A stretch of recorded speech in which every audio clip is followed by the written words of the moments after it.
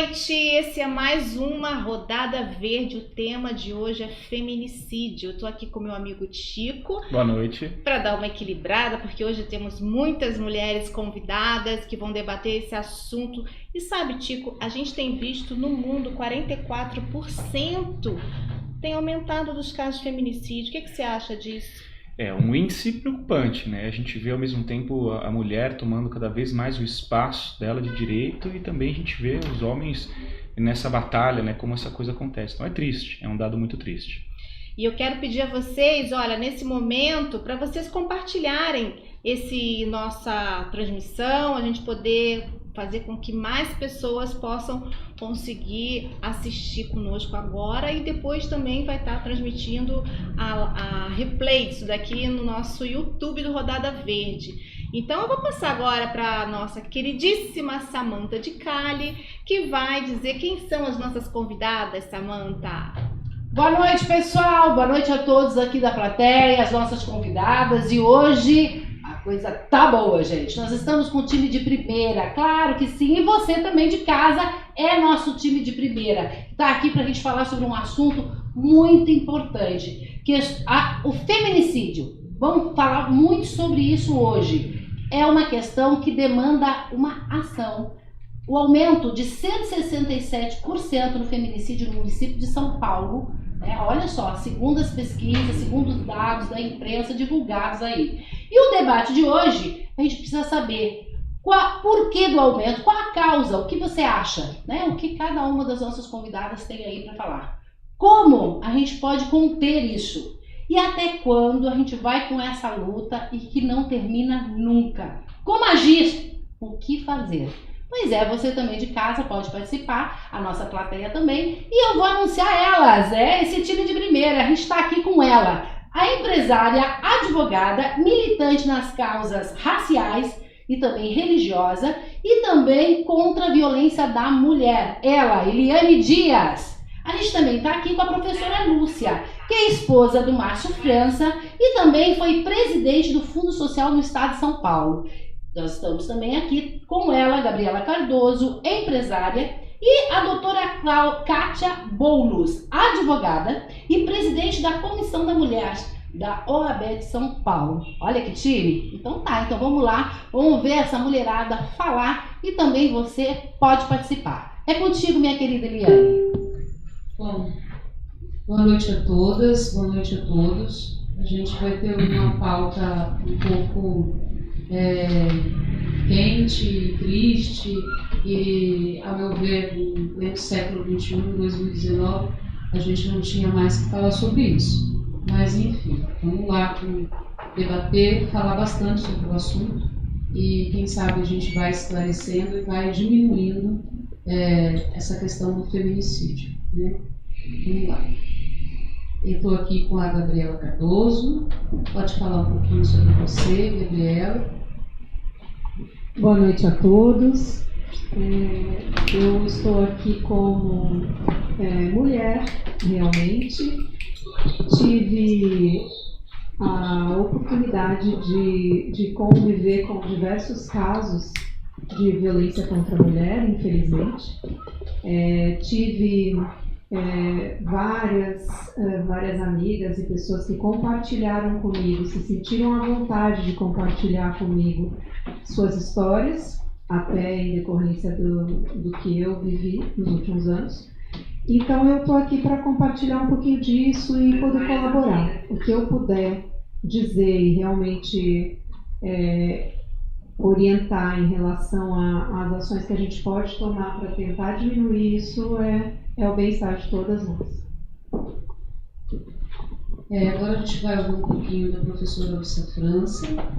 Ela é uma ativista, é companheira, esposa do Márcio França, dedicada, mas tem uma pauta e uma luta muito grande em defesa das questões femininas, em defesa da mulher, em defesa das crianças e adolescentes. É isso aí, Eliane, boa noite a todas que estão aqui nos assistindo, a todos que se propõem. Já dou um parabéns aí aos homens que se propõem a escutar um assunto tão difícil que a gente está falando que é o feminicídio. Eu tenho uma vida voltada, tudo que eu posso, todo o meu empenho é em convencer as meninas, principalmente, que elas precisam ter uma autonomia intelectual, uma autonomia financeira, para que elas possam, lá para frente, quando elas quiserem um companheiro ou uma companheira, que seja realmente uma parceria, e não onde um comanda e o outro obedece, que aí, no meu modo de ver, isso acaba não dando certo lá para frente. Parece que no início é uma coisa boa, mas não é bom. A gente precisa ter um equilíbrio nas relações. E eu acredito que é só a partir da educação que a gente pode conseguir isso no nosso país, esses avanços tão necessários. Vamos ouvir um pouquinho da doutora Kátia Boulos, que é uma ativista, uma feminista, tem um grande trabalho voltado contra a violência, né? A violência contra a mulher. E vamos ouvir um pouquinho, a senhora pode se apresentar, doutora? Boa noite a todas e a todos. Eu gostaria de cumprimentar também as queridas colegas aqui, Gabriela, Lúcia, Eliane e Kelly, e dizer que é uma honra integrar aqui esse time, né, de experts na matéria. Uma pequena retificação: eu estive presidente da Comissão da Mulher Advogada até o final do ano passado por 2 gestões consecutivas.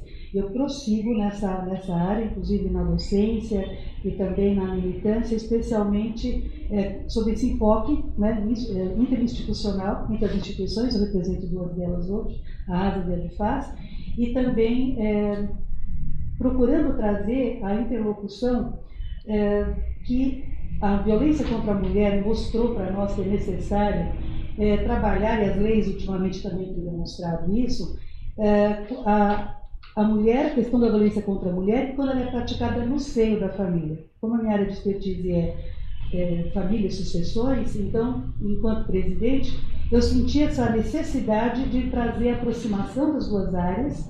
A própria Lei Maria da Penha, que trouxe, na verdade, a grande discussão que hoje nós temos uma militância bem mais efetiva, ela é híbrida. Ela tem tanto aspectos do direito de família, né, quando protege a mulher, protege os filhos, para que ela possa sair de casa, para que ela possa ter alimentos provisionais, para que ela tenha, né, toda aquela gama de proteção. Já são 13 anos da Lei Maria da Penha. Ao mesmo tempo também pune aquele que comete, né, a agressão contra a mulher. E hoje essa lei de feminicídio que nós estamos trabalhando, já tem 4 anos que ela está em vigor, o que eu sinto muita necessidade ainda é de levar informação, porque nós sabemos que se fala da lei de feminicídio, mas por não haver um conhecimento a respeito do conteúdo dela, muitas vezes se diz, mas para que uma lei do feminicídio? Meu Deus, porque como não? Né? Então, assim, vamos revogar. Já ouvi até da revogação, nós todas sabemos que se pensa em revogar, uma lei que trouxe a qualificadora para o Código Penal, porque quando essa mulher é assassinada em decorrência do fato dela ser mulher, razão de gênero, ou em decorrência de violência doméstica e familiar, tem agravantes, lógico que sim, porque é na frente dos filhos, é na frente dos pais que se comete, ou quando essa mulher é gestante, ou quando essa mulher acabou de dar à luz e ela é ceifada da família, ela tem a sua vida, né, o término da sua vida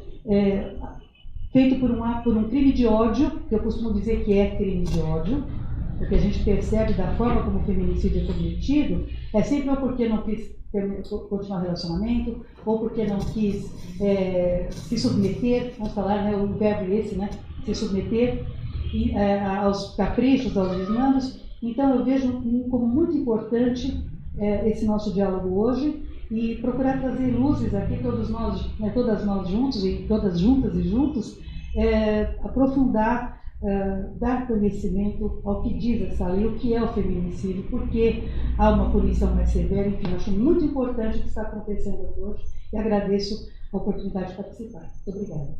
Eu agradeço. A gente vai ouvir um pouco agora da Kelly Miller. Ela é medalhista olímpica de basquete, é integrante do Grupo Mulheres do Brasil. Pode falar um pouquinho sobre você?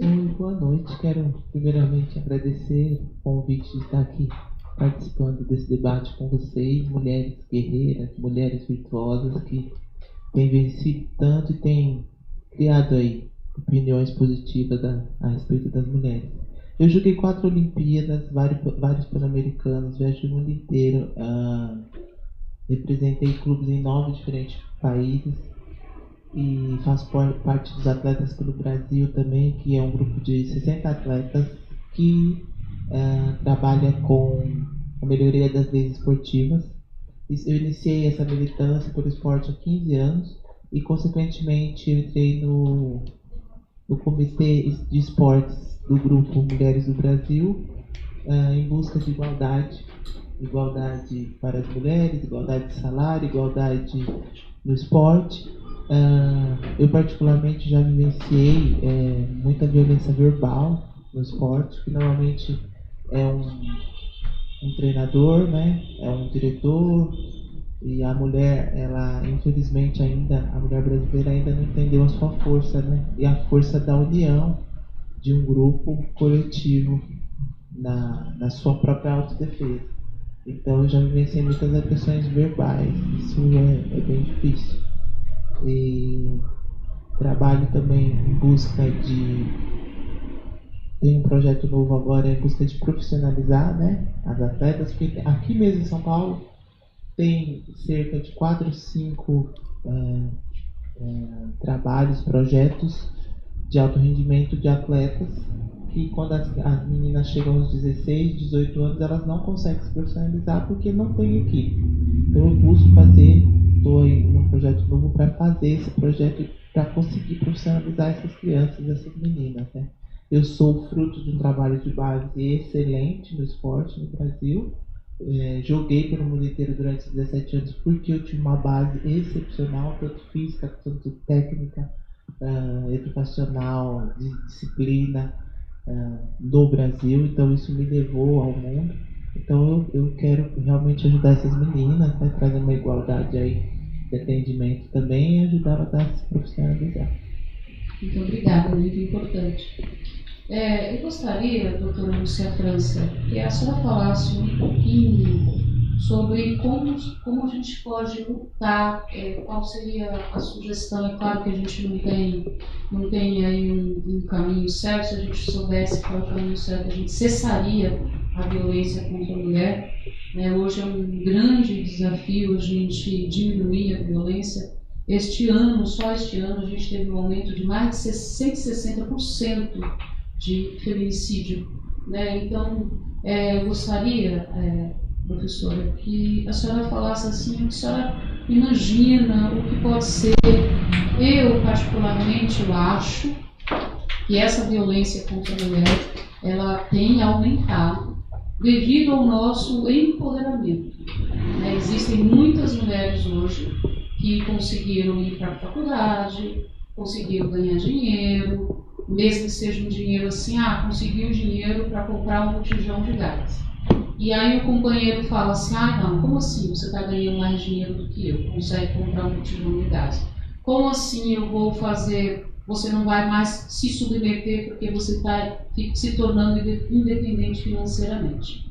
Então, eu faço um trabalho de base, eu sou ativista desde 1994, eu estou sempre na base, eu estou sempre no corpo a corpo, e o que eu posso perceber na base, na periferia, é que a violência contra a mulher ela aumenta muito quando a mulher começa a se empoderar, quando ela começa a arrumar um trabalho, começou a se arrumar, começou a pagar o gás, começou a pagar uma conta de luz, consegue comprar sua própria roupa, seu próprio sapato. Aí o companheiro, ele parece que fala assim, eu vou agredir para obter esse controle novamente. Então, eu gostaria que a senhora falasse um pouquinho sobre o que a senhora imagina que a gente poderia, onde a gente poderia se ajudar para diminuir essa violência contra a mulher. O feminicídio em si, que é uma coisa assim que termina. A semana passada a gente teve uma moça que era uma ativista e estava defendendo uma tese, acho que se eu não me engano é de Salvador, ela estava defendendo uma tese contra o feminicídio e ela foi assassinada pelo namorado. Então a coisa está nesse pé assim, Qual seria a ideia da senhora, que a gente sabe que no final a gente não sabe, se a gente soubesse a gente cessaria, E como você disse, a gente não tem uma receita. Infelizmente não temos essa receita, mas eu penso que essa conversa, esse olhar como nós estamos fazendo hoje é um caminho, é uma luz que a gente vai colocando num assunto tão importante e que muitas vezes são colocados embaixo do tapete nas famílias e a gente não tem essa oportunidade de falar. Eu, como falei aqui no início, eu mexo com educação e a violência contra a mulher, ela não tem poder socioeconômico. A gente vê mulheres que têm um padrão de vida socioeconômica altíssimo, que tem o que as regrinhas dizem, tudo de bom e do melhor, um carro bom, uma casa boa, pode passear no shopping e fazer a compra que quiser, e ela sofre de violência. Ela sofre de violência, às vezes já vindo do próprio seio familiar dela, de um pai violento, depois ela vai cair na mão de um marido violento e que muitas vezes a gente vê esse final trágico, que essa morte, que a gente ouvia muito, não sei se vocês vão concordar comigo, mas eram aqueles crimes passionais, que eram por amor, ainda romantizavam um pouco essa violência, esses atos. Então eu acredito mesmo, eu penso, claro que a gente tem que ter muitas coisas juntas, inclusive um esclarecimento, talvez na formação da polícia militar, por exemplo, que saibam ouvir melhor uma mulher quando essa mulher tem coragem de chegar para um policial, né? Quando tem coragem de chegar numa delegacia, então que ela seja melhor acolhida, que a gente não escute com aquele ouvido preconceituoso e daquela formação que nós temos, porque às vezes a gente vem de uma família um pouco mais estruturada, mas a gente não pode negar o nosso DNA social patriarcal. Nós temos isso no nosso DNA. E a gente não pode negar isso, porque isso está escondido dentro da gente. Então, quando uma mulher começa a contar uma coisa, às vezes a gente não fala, mas a gente pensa, o que será que você fez para merecer isso? Só de isso passar no pensamento de um jovem, isso já me dói, isso já me preocupa, isso já me assusta e eu penso, o que eu posso fazer para mudar isso? A gente não pode se permitir nem pensar esse tipo de coisa. A gente tem que sempre acolher, ouvir e a resposta de tudo, na minha opinião profissional. Eu aqui estou tentando compreender, aprender com vocês. Mas eu acho que é a educação. A educação formal, acadêmica e a não acadêmica também, aquela que vem da nossa casa, da nossa amiga, da nossa vizinha, que a nossa avó fala. A gente precisa estar unidas e atentas a esse assunto tão importante para as meninas. Um caminho. Realmente, a gente está junto, é um caminho. Vamos ouvir a pergunta do Facebook, a gente está online. Fala pra gente, meu amor, o que tem aí, Patrícia Pena? Pois eu quero agradecer as pessoas que estão entrando. A gente já bateu aqui mais de 20 pessoas. E o Gerson Faria, o Tico Barreto, que está aqui do meu lado, a Aline Carvalho, a Baxton Ruth, o pai Roberto, Maria Tereza Hortali, escreveu boa noite, parabéns por esse encontro. O Lincoln também entrou e o Eduardo Rodrigues também. Eu quero lembrar que a gente tem aqui na plateia conosco a psicóloga Cristiane Gagliaroni, não sei se eu falei certo sobre o nome dela, mas acho que é isso. E eu quero aproveitar e fazer uma pergunta para essa psicóloga, que é o seguinte: todo psicopata, pelo menos uma coisa que a gente tem visto bastante nos artigos sobre esse assunto, que todo psicopata tem uma característica muito forte, que é a questão da violência. Isso principalmente no homem psicopata, que é um pouco diferente da mulher psicopata. Mas o homem psicopata tem essa característica que é a violência.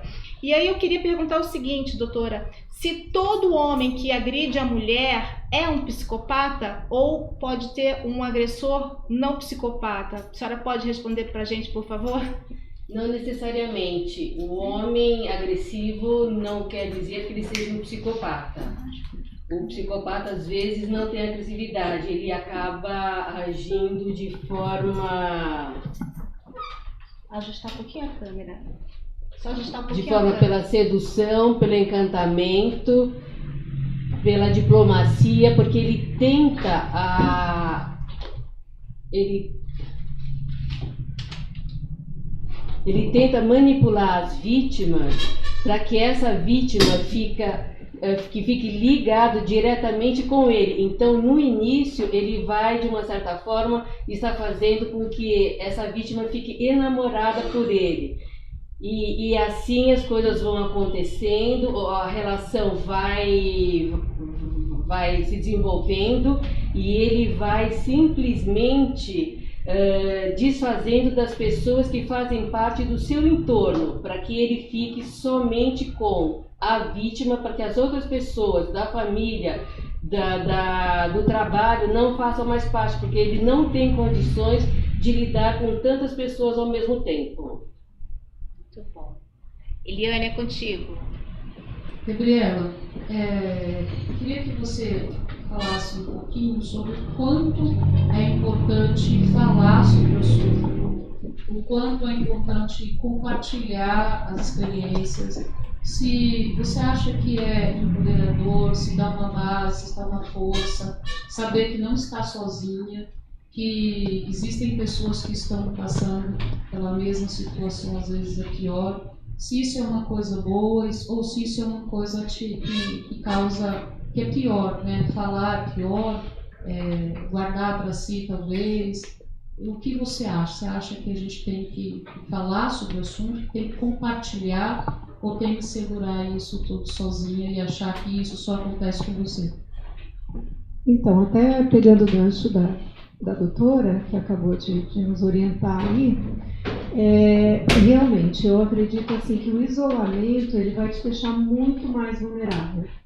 Então, você não pode se afastar da sua família, você não pode se afastar dos seus amigos. É muito comum, né? E isso acontece, eu acho que com a grande maioria de casa, e aí você perde contato com os amigos da faculdade, com os amigos de infância, com as pessoas que faziam parte do seu círculo de amizade. E isso te fragiliza, porque imagina você passar 2 anos sem encontrar uma pessoa e a pessoa te encontra e fala: "Ei, tudo bem?" Você não vai chegar e falar: na verdade está tudo péssimo, né? Você vai dizer: tudo bem, né? E passou. Então você não pode ter esse isolamento, você precisa procurar grupos que você faça parte. Então academia, no trabalho não ter uma relação fria, onde você não conviva com as pessoas, né? Frequentar a casa dos amigos, trazer os amigos para frequentar a sua casa, porque essa característica que ela falou é muito comum e eu ouvi isso de muitos relatos, que a pessoa ela coloca muitos defeitos na família, na sua família, nos seus amigos, então ninguém presta, ninguém vai prestar, porque ou a pessoa é interesseira, ou a pessoa é desleal, ou a pessoa está interessada em dar em cima do seu marido, ou o marido da pessoa está interessado em dar em cima de você. Sempre vai ter uma história, um teatro fixado e inclusive dizendo assim: olha, eu ouvi que falaram mal de você, eu fui ali e ouvi que estavam falando mal de você, e aí você fica com aquilo na cabeça, começa a criar uma fantasia, porque esse mundo de fantasia ruim que é criado serve justamente para o seu isolamento, para que você vire uma presa mais fácil àquela situação que vai te prender num relacionamento abusivo e futuramente num relacionamento violento. Nossa, muita coisa. A gente tem que fazer muita coisa para poder não cair nessa armadilha, né? Doutora Kátia, o que está sendo discutido, né, no mundo dos advogados, das advogadas, com relação a essa violência tão absurda, né? O que nessas discussões imagina-se que desencadeie, que aconteça, que isso venha a acontecer? É importante o que foi dito aqui pela Gabriela, quando fala na questão de não poder se isolar. Na verdade, se a mulher que sofre violência estivesse lúcida, no sentido dela estar entendendo, ela se visse como vítima, ela, né, racionalmente, ela não se isolaria. A grande questão é que essa mulher já está sofrendo uma violência psicológica, com certeza. Então, ela não consegue sair daquele ciclo de violência que ela está vivendo, e ela acaba dando resposta. As pessoas dizem, mas por que você não foi lá falar? Por que não falou com a sua mãe? Por que você... Porque a mulher começa a ficar cada vez mais encolhida, e quando ela se encolhe, ela muitas vezes não se vê como vítima, ela acha que o agressor vai mudar a postura dele, ela acha que tem condição de reatar um relacionamento, ou ela pensa no bem dos filhos. Quando existem filhos, seguramente a mulher acaba se submetendo porque ela quer que os filhos tenham um mínimo de segurança. Então, assim, essa mulher vítima de violência, que acaba muitas vezes sendo assassinada, porque ela já passou por todos os ciclos, é o que nós chamamos de ciclo de violência. Ela começa primeiro com a agressão verbal, ela sofre agressão verbal, mas ela acha que isso vai passar, ela releva, né? Ou então depois ela começa, a agressão se torna física, mas depois se vem aquele período que se chama de lua de mel, quando o agressor pede desculpas. Nós discutimos muito isso nos encontros que nós fazemos, porque primeiro a mulher precisa se enxergar como vítima de um relacionamento abusivo, porque ela já está dentro dessa roda, né, desse círculo vicioso, que acaba sempre voltando ali quando ela tenta perdoar. Então, às vezes, muitas vezes, também a professora Lúcia falou muito bem, às vezes o acolhimento é fundamental, porque quando a mulher consegue ter coragem, ela vai procurar uma autoridade policial, ou quando ela é levada por amigos, por pessoas que querem realmente ajudar, e hoje tem uma conscientização maior nesse sentido, ela precisa ser acolhida. O acolhimento não é dizer, coitado, não tem ninguém coitado. O problema é o seguinte, você está no relacionamento abusivo, existe uma estrutura que vai te dar uma rede de apoio, que vai te dar o que você precisa para sair desse relacionamento. Então, primeira coisa, eu gostaria de ir também, falando quando a professora Lúcia fala em educação, a educação é a solução, sempre. E começa já desde o início, né, na mais tenra idade, porque é na família o primeiro momento que nós temos para receber todos os valores de vida que nós, né, vamos desenvolver. Então, e esse patriarcado que ainda prevalece, né, apesar dessa mudança que já houve, no sentido das mulheres se empoderarem, como a doutora Eliane disse aqui, na verdade, nós temos que entender que é um movimento, por muitos séculos foi assim. Né? Então, agora mudar de repente, está parecendo que é uma agressão também. Olha, agora as mulheres querem. Não é que as mulheres querem, elas têm o direito de terem direitos iguais. E também as obrigações são iguais, ninguém está negando. Né? Mas quando nós nos encontramos para discutir isso, é um susto quando você percebe que em 2015, por exemplo, quando o Enem trouxe a questão da violência contra a mulher, né, e o aumento da violência, houve quem questionasse, por que está discutindo isso no Enem? Isso não é matéria para discutir no Enem, não é? É ou não é? Lógico que é, porque o jovem sofre violência, reproduz a violência porque ela se tornou naturalizada na família, porque vê muitas vezes, eu escutei de um adolescente dizer, eu falei, você bateu na sua mãe? Você agrediu a sua mãe? Ah, mas acho que ela gosta, né? Porque meu pai bate nela, ela não faz nada. Quando você escuta isso, você percebe, né, ela gosta. Não. Ela estava ali defendendo, ela estava procurando entender o que estava acontecendo e muitas vezes preocupada com esse filho que bate nela hoje, ela relevou muita coisa. Então nós temos que entender que isso é uma coisa que vem endêmica. Temos que tocar no ponto frágil, nevrálgico, que é esse de realmente a mulher primeiro se enxergar a vítima, saber que existe uma rede de proteção. Nós temos que dar conhecimento, é o Disco 80. Além disso, quando o Enem vai discutir, houve um trabalho que foi publicado em 2015, eu acho que é Flávio Ura, não, já vou chegar, o Rico, ele apontou 16 fatores, um trabalho científico, em resposta a essa dúvida, por que o Enem está discutindo isso, ele apontou elencou 16 questões, e uma delas é a seguinte: a mulher vítima de violência não acredita que existe uma rede de proteção efetiva. Ela não acredita. Então, assim, nós temos que aperfeiçoar? Temos, né? Uma das propostas, lógico, acolhimento, essa rede tem que se conversar. Existe hoje, aqui em São Paulo, creio que há 3 semanas atrás, a Casa da Mulher Brasileira, acabou de ser inaugurada. E é importante falar que existe ali, naquele local de quase 5 mil metros, foi destinado para que a mulher chegue e ela receba um atendimento humanizado.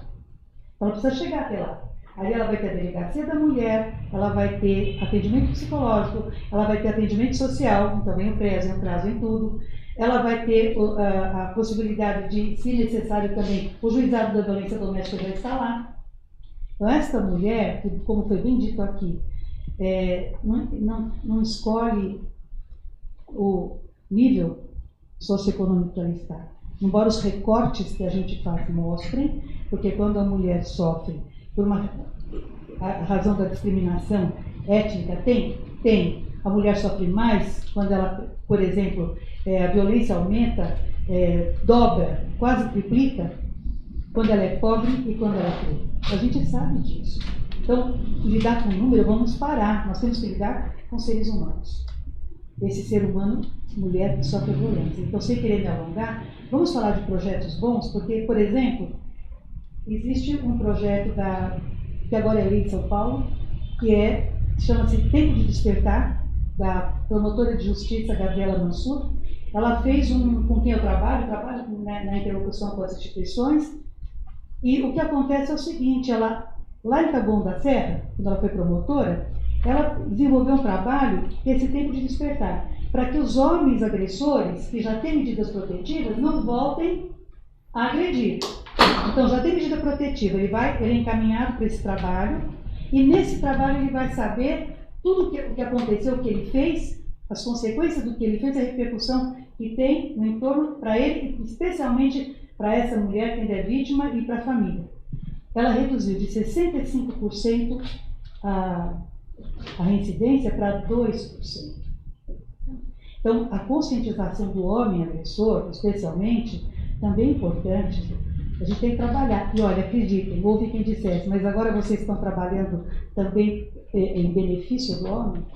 Vocês estão vendo o que é não entender o que eu estou dizendo? Não saber exatamente o que está acontecendo? Porque se esse homem não reincidir, você devolve para a família ou para onde ele for, se for constituir outra família, ele não vai agredir. Porque ele foi trabalhado por psicólogos, ele foi trabalhado por promotores, por defensores, por juízes, para saber o que ele fez. Porque às vezes ele vai e naturaliza, ele apanhou e bate. Mas não é assim, né? Mas, doutora, eu ainda com a senhora, existe um porquê, né? Existe a mulher, ela é acolhida, ela faz a denúncia, suponhamos que ela passa por todo esse procedimento, e esse companheiro está em casa esperando. E aí ela tem que voltar para casa. A grande questão vou fazer a denúncia e depois eu vou para onde? Ou então vou fazer a denúncia e aí vou começar a minha casa do zero. Eu tenho que tirar meus filhos da escola, eu tenho que parar de trabalhar, eu tenho que desaparecer. O grande questionamento realmente é esse, né? Fazer a denúncia e depois voltar para casa, porque vai dormir praticamente na mesma cama, porque ele não vai se intimidar, né? Eu fico pensando no que fazer para resolver esta questão. Foi lá, fez a denúncia, a partir deste momento, acabou, encerrou? Então, é isso. Então, esse é o meu questionamento. O que pode ser feito para poder, né? Eu vou fazer o quê? Eu vou na vizinha, vou pedir para a vizinha me colocar dentro da casa dela, colocar meus filhos, e vou voltar para a casa da minha mãe, né? Eu conheço pessoas que fizeram denúncias e depois tiveram que se esconder, né? A vida voltou para o zero. Então, o que está sendo feito com relação a isso? Então, é importante, super importante, o que a doutora Helena está dizendo pelo seguinte: na verdade, a própria lei, vamos falar da Lei Maria da Penha, porque que trata objetivamente da violência doméstica, né, e familiar contra a mulher. Ela prevê uma série de medidas, entre elas, aí vem o direito que eu te falei de família, uma delas é afastamento do agressor, não da mulher necessariamente, dos filhos. Ela pode ficar na casa, ele tem que se afastar. Dependendo do que ele fez, hoje nós sabemos que ele pode ser imediatamente recolhido. Então, o acompanhamento da evolução da lei nesses 13 anos,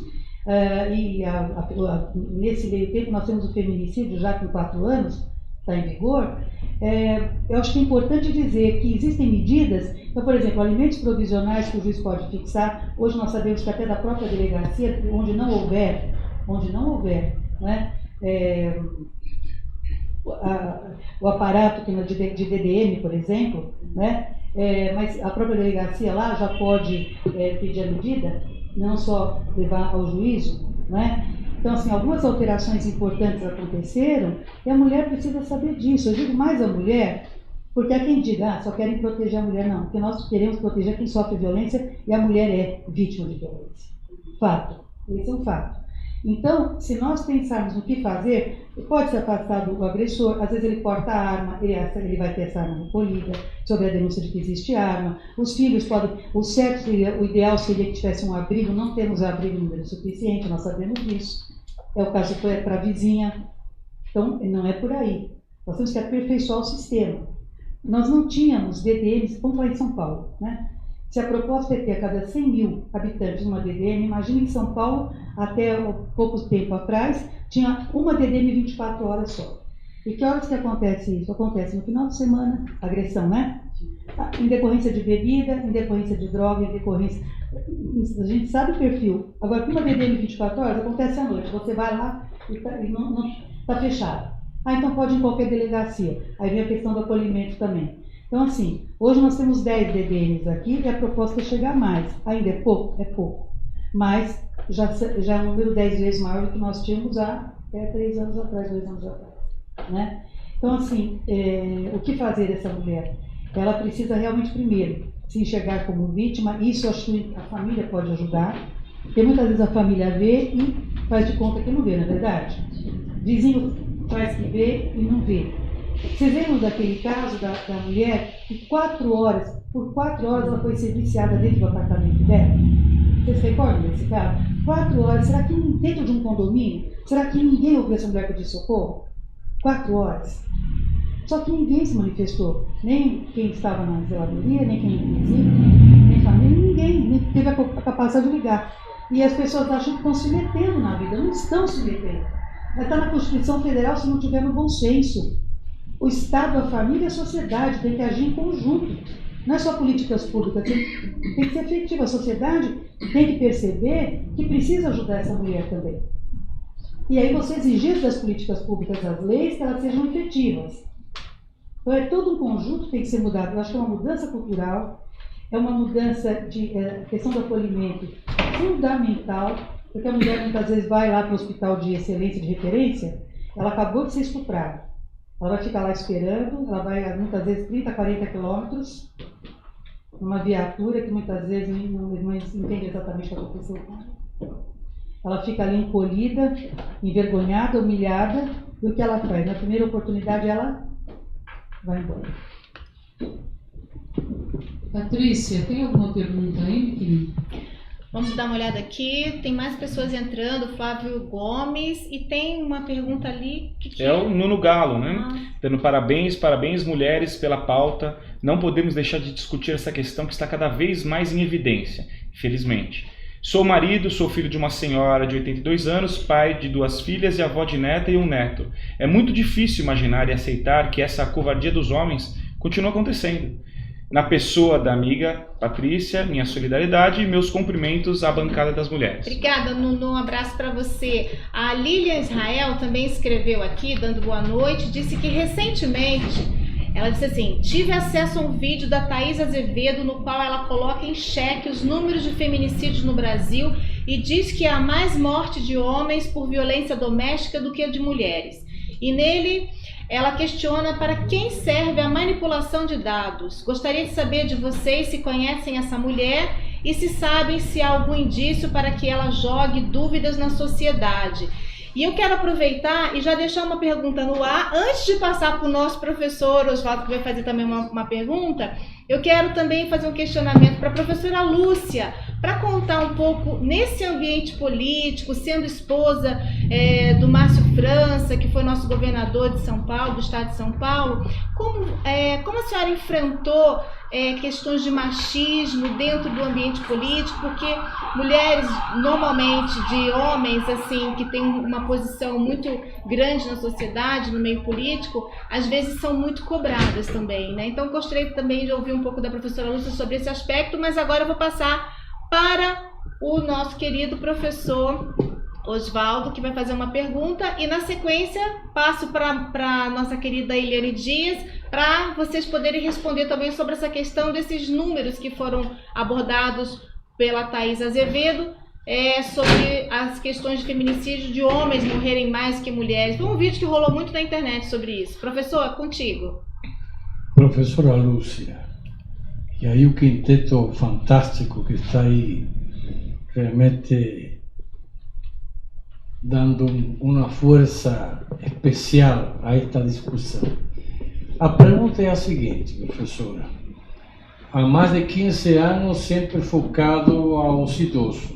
Sou arteterapeuta, levo sempre essas experiências de São Paulo ao Congresso no exterior. Sou psicopedagogo também, focado na área social.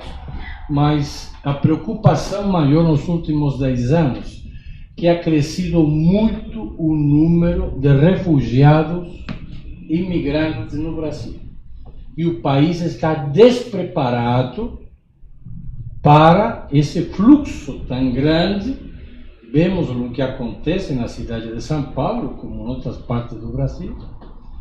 E essa preocupação dessa falta de respeito, dessa falta de identidade de muitos homens, que acho que por isso, de alguma forma, o que a gente vem pesquisando, agredem a sua companheira, uma amiga, namorada, amante, o que seja, por falta de identidade, falta de identificação deles mesmos, então levam essa agressão como um modo de se autoafirmar. Eu estou que me autoafirmar, estou que bater nela, porque eu acho que isso é um modo de manter algum tipo de equilíbrio.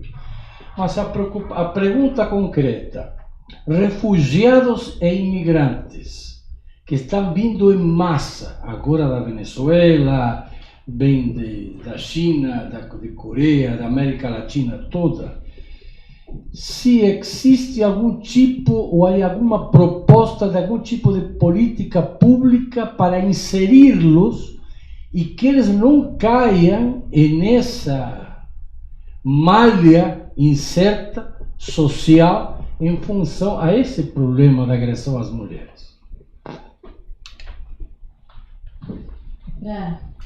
Bom, nós temos aí algumas questões importantes. Vou direto aí aos nossos refugiados. Quando nós estivemos à frente do governo do estado de São Paulo, eu tive o privilégio de inaugurar uma casa que atendia aos refugiados. Nós iniciávamos o trabalho, o SIC do imigrante, e nós acolhíamos esses imigrantes e começávamos da documentação. Lá dentro tinha toda uma sistemática que eles eram acolhidos. Então, desde tirar um documento para eles e depois uma formação profissional. Inclusive, assim, imigrantes iam nos ajudando a trabalhar. Tinha uma lojinha dentro desse SIC. Então, assim, não é só o país, porque às vezes a gente pensa que nós estamos num momento econômico difícil, e é verdade.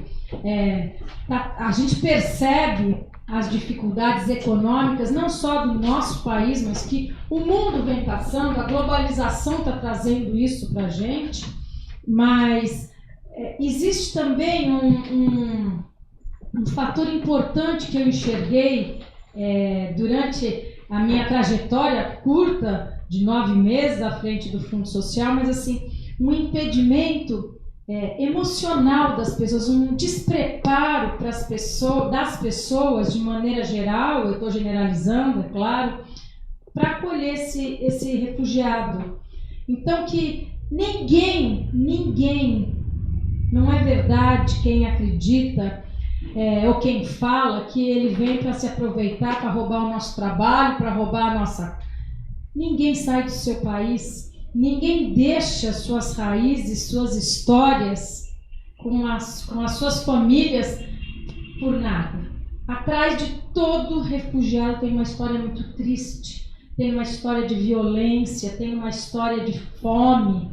Eu me lembro quase que diariamente de uma história de uma mãe que falou que quando saiu da Venezuela ela teve que escolher entre 2 filhos, qual viria com ela.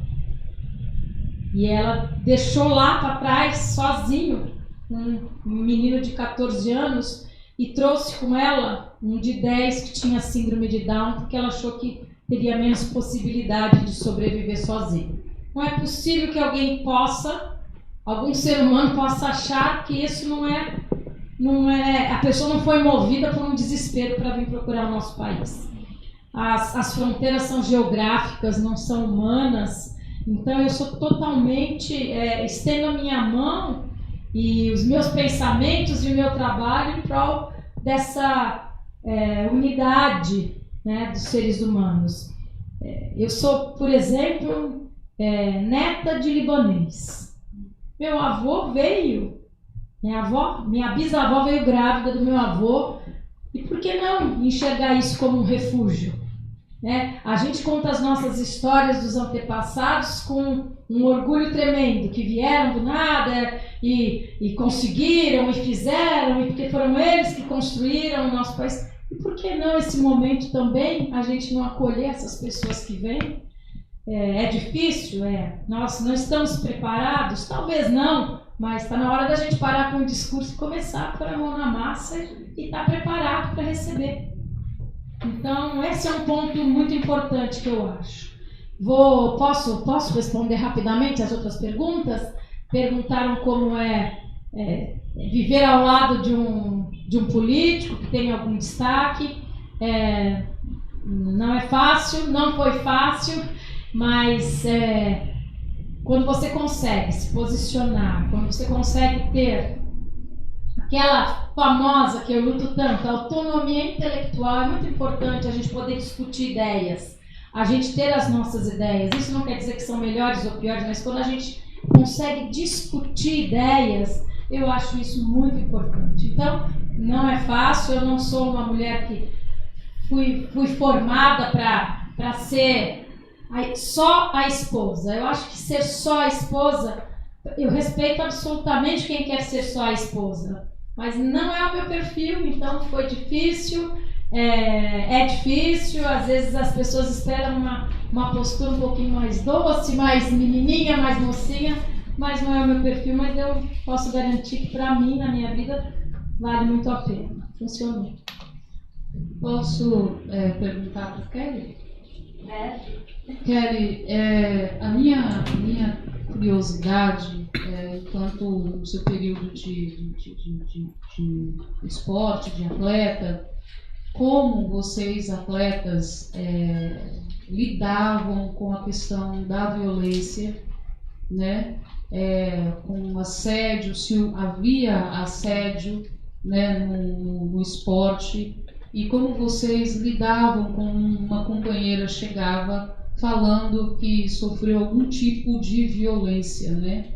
Porque na sociedade todo mundo vai para casa, ou depois volta, ou tem namorado, ou tem namorada, ou no próprio meio, né, os companheiros de trabalho.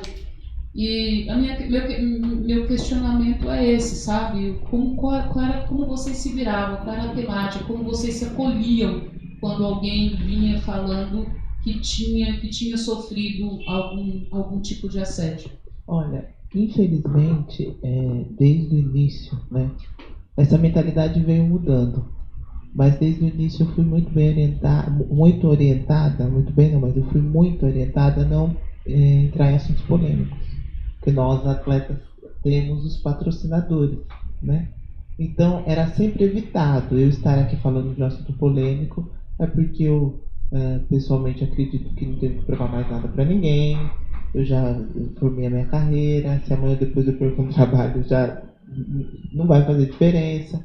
Então, nós, atletas, nós tínhamos sempre aquela coisa, sede não é nada, imagem é tudo. Então, a maneira que as atletas se oprimiam era absurda, assim. Às vezes a gente chegava e notava, eu já tive um caso ou dois, eu já vivi uma experiência negativa, eu quero dividir com vocês daqui a pouco, de que a gente realmente tentava uma abertura e não tinha da própria pessoa, porque é um meio de competitividade. Eu tô aqui com você, mas a gente disputa os minutos em quadra. Então eu preciso mostrar para você que eu tô bem o tempo todo. A própria adversária, a postura de baixar a cabeça, fortalece o adversário. Então, manter-se em pé. Então é muito difícil. Psicologicamente você precisa ter uma estrutura. Eu, graças a Deus, tive uma família maravilhosa. Pessoas com muito conhecimento, estudadas. Eu aprendi muito no esporte a coisa de que eu tô com a bola na mão, a decisão é minha. Porque no esporte você vai do céu ao inferno em um segundo, né? Você chuta a bola, se você acertar, ok. Se você errar, minha cara, você era uma boa jogadora. Assim, você tem 20 anos, 30 anos de carreira, mas naquele momento fica marcado. Mas o esporte é bom também porque ele sempre dá uma segunda chance. Então, eu aprendi muito também com essa coisa de autonomia, né?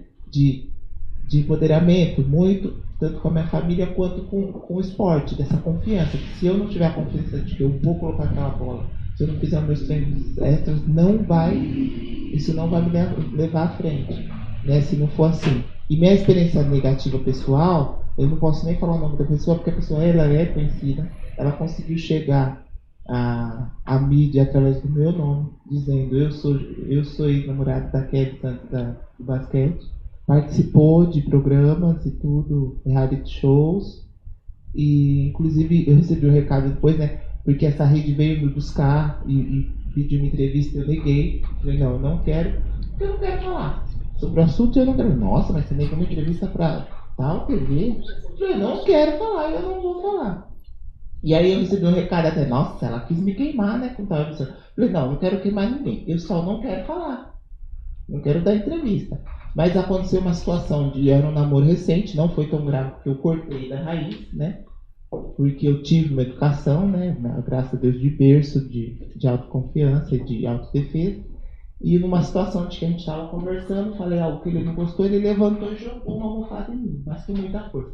Mas numa situação de que talvez se fosse um copo, seria um copo, se fosse uma faca, seria uma faca, o que viesse à mão, né? E antigamente eu não falaria isso. Como que eu vou falar isso, sendo que eu tenho um patrocinador na cabeça? Eu não posso. O atleta é orientado a não falar coisas negativas.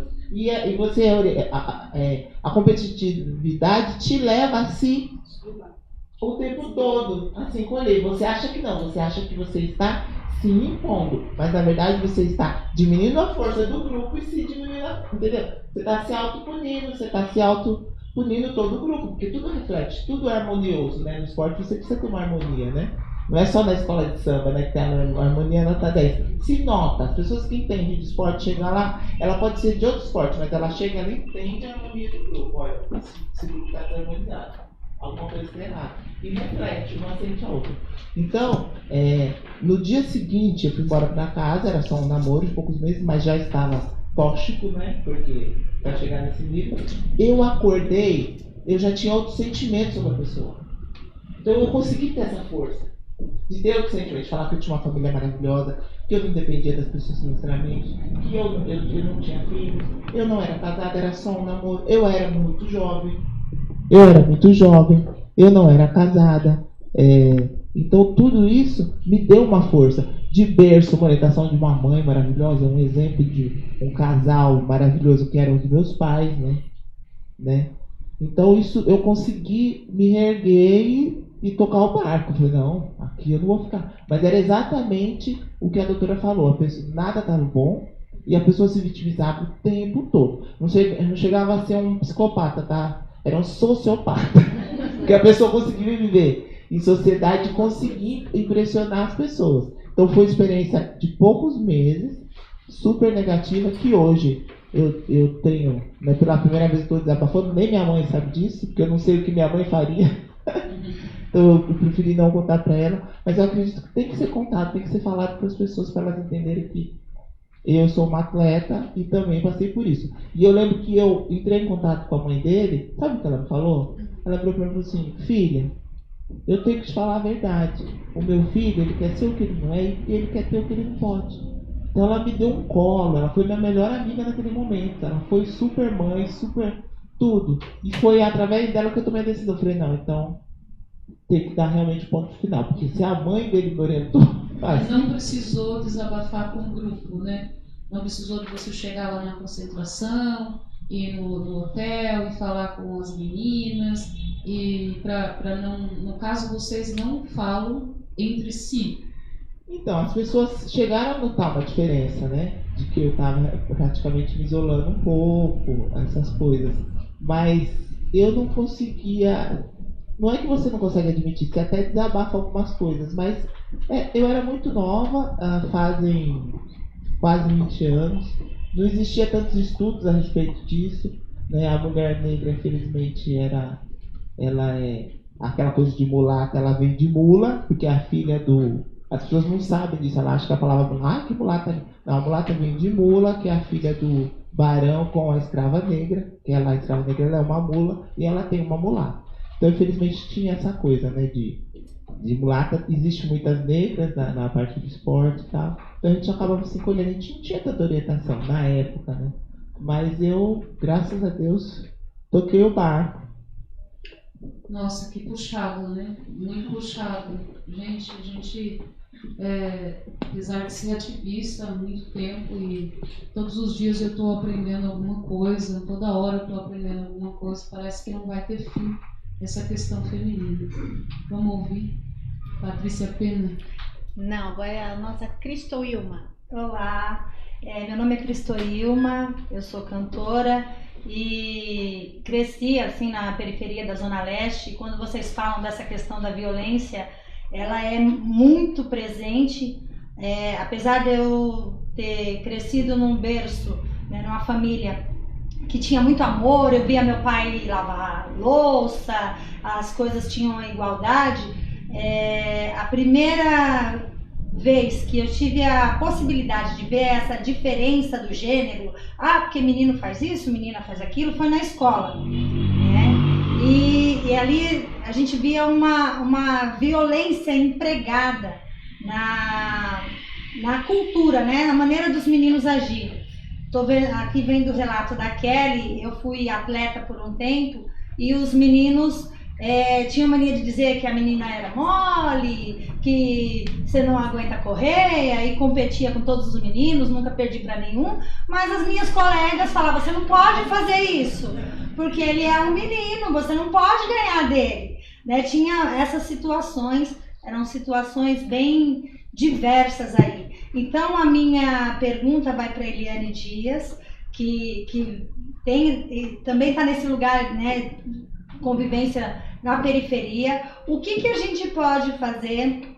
O que você imagina, né? Porque na verdade nós estamos aqui criando algumas coisas. O que você imagina que pode ser feito dentro da comunidade para que essa cultura de que o menino tem que se sobressair, isso nas bases, com as nossas crianças, com os jovens, o que a gente pode promover na comunidade para que essa diferença ela seja lapidada de maneira que nós podemos enxergar uma igualdade nos gêneros e para que futuramente não aconteça essa violência. O que você imagina que pode ser feito?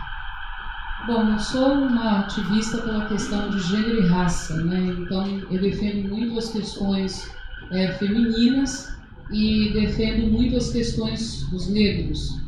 E também trago na minha pauta a questão recorte LGBT. Então defendo muito a questão da mulher trans, do homem trans. Isso é uma pauta, porque você ser negro, negra, gay, bi, já é um adjetivo, sabe, é uma coisa que faz com que você vai sendo cerceado da sociedade. Eu costumo usar uma frase que nós ativistas usamos muito, e eu falo isso o tempo todo, que juntas somos mais fortes. A menina, ela tem que ser empoderada, ela tem que ser, desde pequena, educada, como a Kelly foi educada, sabe? Ter uma família, ter uma mãe na base, ter uma família que empodera, que diz, vai lá, faz mesmo, você pode, você é capaz, você é forte, sabe?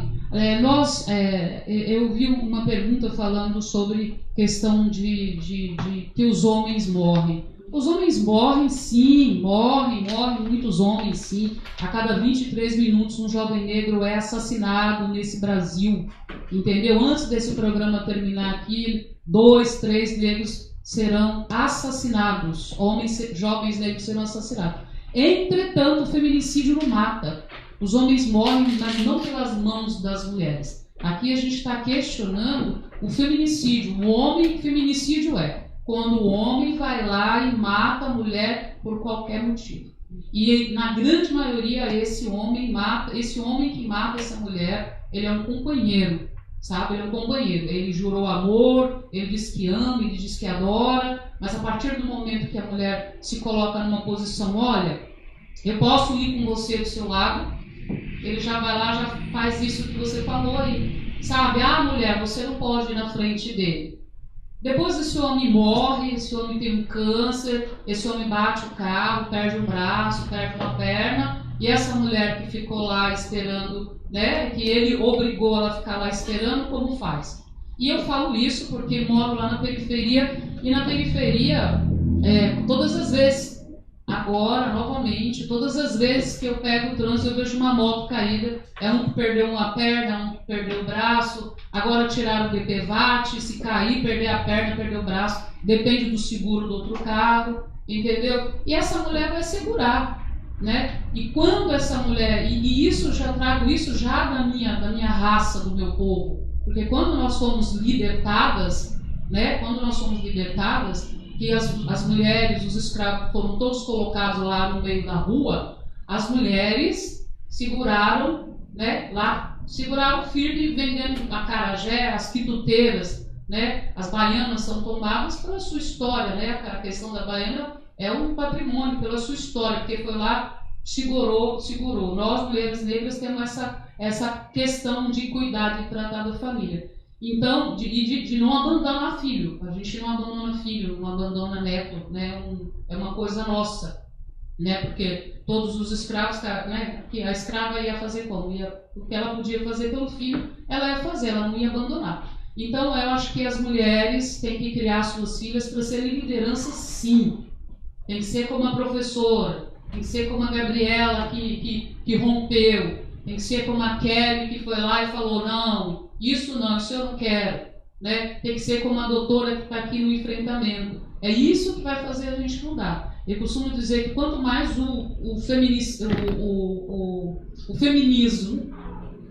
avança, mais o machismo retrocede, né? Então, quanto mais a gente tem conhecimento... Eu tenho uma filha de 20 anos, né? A minha filha de 20 anos, ela já é empoderada.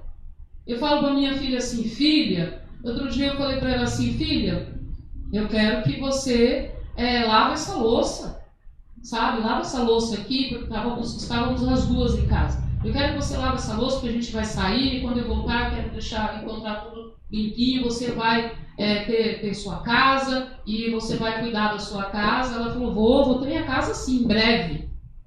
Mas eu vou ter condições de pagar uma pessoa para poder cuidar da minha casa. Entendeu? Eu falei, nossa, mas você vai fazer isso, mas uma hora você vai ter que cuidar. Ela falou, tudo bem, uma hora eu vou ter que fazer. Mas eu vou trabalhar e eu vou pagar alguém para cuidar da minha casa. Ela não pensa nem em casar. Entendeu? Então é isso. A gente tem que empoderar as meninas. E é muito importante, para eu finalizar, é muito importante que a gente entenda que se uma mulher está passando por um problema, a gente tem que ir lá e ouvir essa mulher. A gente tem que se empoderar. Há algum tempo, no Norte ou no Nordeste, existiu uma ONG que quando uma mulher estava apanhando, as mulheres pegavam apito e cercavam a casa dessa mulher que estava apanhando E aí esse agressor, ele sabia que todas as mulheres que estavam ao redor sabia que ele era um agressor. E ele parava de bater nessa mulher. Então juntas somos mais fortes. E esse assunto de violência contra a mulher é um assunto de homem para homem. Homem tem que chegar no homem e falar assim, cara, vamos tomar uma cerveja? Vamos bater um papo? O papo é o seguinte, cara, você não pode bater na sua mulher. Isso pega mal, isso é feio, isso magoa a sua mulher, deixa o psicológico dos seus filhos abalado, você vira um mau caráter, você é uma pessoa que não presta. Esse é um assunto que os homens têm que trazer para a roda o futebol. Tem que discutir lá no futebol. Olha aqui, tem lá não sei quantos, 15 mil homens lá, vamos falar aqui, uma charada. Vamos falar, o homem não bate mulher. Isso é um assunto que tem que ser de homem para homem também. Entendeu? Porque isso não tem que ser, isso não é um problema só nosso. A gente está indo para o final. Eu gostaria que cada uma fizesse as suas considerações finais. Por favor, fiquem à vontade. Bom, acho que foi um aprendizado incrível estar aqui com essas mulheres maravilhosas. Só tenho a agradecer a Samantha, a Patrícia pelo convite. E sempre que eu tiver a oportunidade de compartilhar esses assuntos, eu vou estar lá compartilhando pela minha história pessoal e porque eu acredito que é o que a Eliane falou. A gente tem essa obrigação como mulher, independente do que a gente viveu, independente de ter história pessoal relacionada a isso ou não, qualquer mulher é responsável. Então, nós somos responsáveis pelo que está acontecendo lá no Oriente Médio com as meninas, nós somos responsáveis pelo que está acontecendo com a nossa vizinha, com a nossa filha, com as amigas da nossa filha, com as nossas amigas, parentes. Eu acho que nesse momento que você puxa essa responsabilidade para você, você vai sim deixar todas as mulheres mais confortáveis de ter esse colo e esse acesso. Então, eu espero que o programa possa deixar contatos e, assim, estou à disposição também para apoiar, porque é um assunto que, trazido à tona, deixa todo mundo mais confortável. Qualquer frase que a gente tenha falado aqui, como a doutora falou, a mulher não sabe que ela está sendo vítima de um relacionamento abusivo. Mas se em algum momento ela assiste esse episódio e ela entende que aquela frase faz parte do dia a dia dela, isso vai tocar, isso vai acender uma luz vermelha que pode vir a ser uma atitude. Então já valeu a pena. Muito bom estar aqui, foi um prazer para mim conhecer essas mulheres fortes, essas histórias, e acho que vale aqui uma reflexão para a gente não esquecer também que na maioria das vezes, na grande maioria das vezes, nós educamos também os nossos meninos. Então nós somos muito responsáveis por essa fala com os nossos meninos de que eles também têm que lavar a louça, eles também têm que arrumar a cama deles, eles também na hora do banho têm que lavar a cueca, porque senão a gente fica empoderando as meninas e criando um monte de machão. Então essa luta nunca fica equilibrada. Então que a gente saiba ponderar muito quando a gente estiver falando com os nossos meninos e as nossas meninas. Uma boa noite, foi um grande prazer. Obrigada.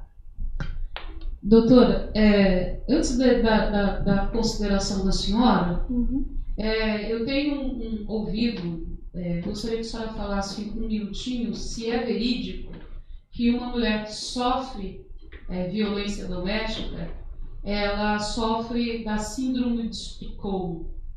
Eu não sei se isso é verídico, e eu já ouvi algumas pessoas falando isso. Se a senhora puder, antes das suas considerações, se a senhora falar um minutinho sobre isso, vai me contemplar. A síndrome de Estocolmo, ela se refere ao sequestro, quando a vítima passa a ficar apaixonada pelo sequestrador. Aí existe um envolvimento amoroso entre a vítima e o sequestrador, porque no sequestro existe o sequestrador bonzinho e o sequestrador mau. E no sequestrador bom, eles têm uma relação mais próxima. E aí a vítima pode se apaixonar pelo sequestrador. E aí é definido como a síndrome de Estocolmo. Mas a mulher que sofre violência, ela passa por esse viés? Ela está ali Não apaixonada pelo agressor? Não são todas. Os casos são raros, né? Que acontece a síndrome de Estocolmo, mas isso é possível.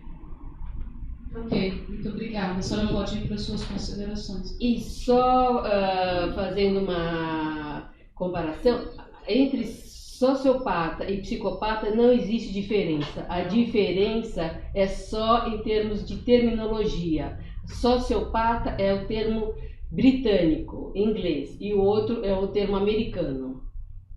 Considerações finais.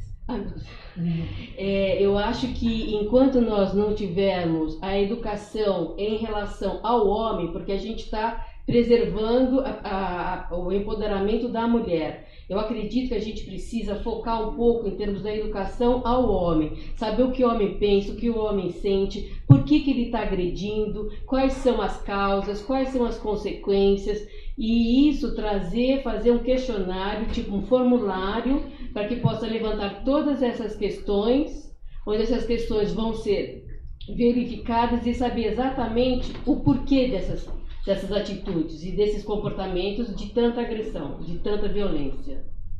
Muito obrigada. Por favor, doutora, suas considerações. Eu gostaria de agradecer imensamente Samanta, Patrícia, cada uma que me deu a honra de estar aqui, podemos discutir e aprender os nossos diferentes olhares sobre a mesma questão. E dizer, eu gostaria até de esclarecer, porque eu sinto na militância, a gente percebe que existem alguns equívocos, e se eu puder ter essa oportunidade agora, muitas vezes existe assim, um preconceito muito grande quando fala que essa mulher é feminista.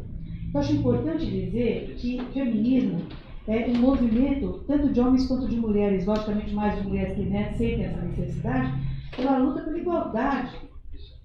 Luta pela igualdade. O feminismo pretende a igualdade entre homens e mulheres, direitos e obrigações. Feminismo é a versão feminina do machismo. É quando um dos gêneros pretende se sobrepor ao outro, entendendo que tem mais direitos e que deve prevalecer sobre o outro. Então, feminismo é uma coisa e feminismo é outra. Primeiro, então, homens feministas existem e eles lutam também pelos direitos de igualdade das mulheres. Então, é importante, existe um movimento da ONU Mulheres, o He4She, são os homens que lutam pelos direitos das mulheres, e é importante nós falarmos isso também. Não estão todos entendendo, quer dizer, nem todos são agressores, mas os que são precisam ser conscientizados das consequências do que eles fazem. Daí a importância de um projeto como o Tempo de Despertar. Né? Esse é um ponto. Outro ponto, a questão do feminicídio. Quando muitas vezes fala, então toda mulher que é assassinada é feminicídio, não. É uma qualificadora dentro do matar alguém do Código Penal, esse alguém pode ser homem ou mulher, se for mulher em razão em decorrência de violência doméstica e familiar, ou em razão de gênero, pela condição de mulher dela, aí eu digo que é o crime de ódio, né? Aí sim é feminicídio. Então aquela mulher que foi assaltada na rua, sofreu o roubo seguido de morte, é latrocínio, não é feminicídio. Então é importante dizer, existem artigos específicos e a importância da lei do feminicídio foi mostrar que, porque essa violência que resulta em morte acontece dentro de casa, é praticada pelas pessoas, geralmente marido, companheiro, ou namorado, ou quem tem um relacionamento afetivo com essa mulher, aquela pessoa que ela confia e que acaba assassinando a mulher, nessas qualificadoras que eu falei. Então, feminicídio é uma qualificadora dentro tipificado crime, é importante dizer isso. E a terceiro ponto, a subnotificação. Quando falo das estatísticas, nós sabemos como é difícil trabalhar com estatísticas, porque nós não temos estatísticas reais. Estupro, por exemplo, apenas 10% dos estupros são notificados. E a estatística que nós temos é 1 a cada 11 minutos. Estupro contra a mulher. Então, assim, quando eu digo mulher, é a mulher, e lamentavelmente sempre, em todas as faixas etárias, desde as crianças, adolescentes, mulheres e idosas. Então, assim, quando nós falamos numa situação tão grave como essa, só 10% chegam ao conhecimento das autoridades, porque os outros 90% não chegaram. Então, por que não chegaram? Por outro lado, está aumentando o feminicídio, está aumentando o fato de se conhecer que nessas condições é feminicídio. A partir de 2015, Então isso está aumentando também, está havendo uma notificação maior, mas ainda assim sabemos que nem todas as estatísticas correspondem à realidade, nem todas entram no feminicídio. Então é agradecer a oportunidade, desculpe se me alonguei, mas acho importante esclarecer. Não, eu gostaria que se a senhora pudesse, doutor, em um minutinho, falar para a gente alguns dos caminhos que a gente pode já ir identificando que é uma relação abusiva e que pode terminar no feminicídio, né? Então, reclamou da roupa, reclamou identificar para a gente assim alguns itens assim que a menina pode já perceber que aquele relacionamento é um relacionamento abusivo. Assim, se a senhora puder finalizar para a gente dando esses pontos, eu agradeço. Sim, eu agradeço, porque é importante nós falarmos das crianças muitas vezes. Então, assim, não permitir que se toque nas partes íntimas das crianças, elas serem esclarecidas sobre isso. Depois fala em educação sexual, se arregala o olho, educação sexual. Então, mas a professora Lúcia, a educação é tudo. E a formação, a partir da infância, quando ela começa a identificar, então, muitas vezes, ela vê a mãe sendo agredida, ela também é agredida, ela sofre agressão verbal, sofre violência física e muitas vezes sexual, né? E aquilo acaba sendo uma coisa como que naturalizada, não é natural. Então é importante assim, primeiro se identificar como vítima, como eu disse. Essa mulher que sofre violência, ela começa sempre na violência psicológica, não usa essa roupa, você não pode se pintar, não pode trabalhar, fica trancada dentro de casa. É o sequestro, entre aspas, porque a mulher é mantida em cárcere privado muitas vezes. Ela não pode sair de casa, ela tem que ficar cozinhando, ela tem que ficar lavando, ela tem que ficar... E a internet, muito cuidado, porque a gente percebe, muitas vezes fala, a criança está protegida porque ela está lá no computador, ali é que está o perigo. Cuidado com os filhos, porque os filhos que ficam, eu só falo muito na área de família, a gente vê muito isso, filhos que ficam muito na frente do computador, muito cuidado, porque às vezes eles estão desenvolvendo uma família virtual ali dentro, estão tendo acesso a informações da pior espécie, não só da melhor espécie, né? E acabam se envolvendo em grupos. Então, assim, é muito importante. Hoje nós temos um índice alto de suicídio entre os jovens, de automutilação, né? Crianças que se cortam, E por que está acontecendo isso? Então, assim, presta atenção nos filhos. Começa assim, a mãe, especialmente o pai e a mãe, tem que ser os dois, mas vamos pensar assim, aquela que sofre violência, ela começa a perceber que a filha também está sofrendo, o filho também está. Então, já começa a perceber. A família que sabe precisa dar apoio. A Kelly falou uma coisa importantíssima, uma família estruturada deu força para ela. Então, ela tinha uma limitação profissional, vamos falar assim, né, para o esporte, que ela não podia falar em certas coisas, mas ela soube sair do relacionamento abusivo. Porque ela tinha estrutura, então essa estrutura de família faz falta. Conhecimento faz falta. Apoio faz falta. Efetiva sororidade. Mulheres que se apoiam e que querem que todas estejam bem, precisam ter acesso a programas. Existem programas da condição. Tem saída, é um programa que aqui em São Paulo existe para dar emprego para a mulher que é vítima de violência. Quantos conhecem o programa Tem Saída? Então vamos conhecer mais, dar condições para a mulher se enxergar e também mostrar para ela que ela vai ter apoio se ela estiver sofrendo um relacionamento. Obrigada. Kelly, meu amor, pode fazer as suas considerações? Olha, eu queria esclarecer que a experiência que eu tive negativa, sem dúvida, foi uma das melhores experiências que eu tive na minha vida, porque foi ali que em poucos meses eu aprendi a entender que relacionamento é imposição. Você tem que se impor. Olha, esse é o meu espaço. Por que você quer sentar na minha cadeira? Essa é a sua cadeira. Então eu aprendi a me impor. E realmente, quem me deu o toque e consegui trazer para minha linguagem a situação que eu estava vivendo foi o meu irmão. Porque eu fiz uma queixa com ele sobre, nossa, nada tá bom. Ele falou, olha, presta atenção, é aí. É porque eu falo, parece que compete. É isso, é um jogo. Quando ele falou a palavra jogo, parece que ele apertou uma tecla em mim. E nessa palavra jogo eu falei, opa, peraí, no meu jogo... É isso, a mãe dele falou pra mim que ele tem baixa estima. Então ele precisa, porque o atleta ele precisa dessa autoconfiança exagerada. Porque se você não tiver essa autoconfiança, você não aguenta, você precisa dessa força. Então eu tenho isso desde muito nova. Essa coisa, mamãe, você é filha do rei, seu papai tem tudo. Dono do ouro e da prata, seu pai é Deus. mamãe era viúva. Então você é princesa. Então eu sempre tive esse empoderamento. Então foi a melhor coisa que aconteceu na minha vida. A partir dali eu tive relacionamentos maravilhosos. Eu sei me relacionar com as pessoas, porque eu sei me impor, é o limite. É importante dizer também que hoje as empresas, a mentalidade das empresas mudaram. Hoje não se tem mais um problema. As empresas buscam assuntos polêmicos para apoiar. Então hoje se tem mais um pouco mais de liberdade de algum atleta.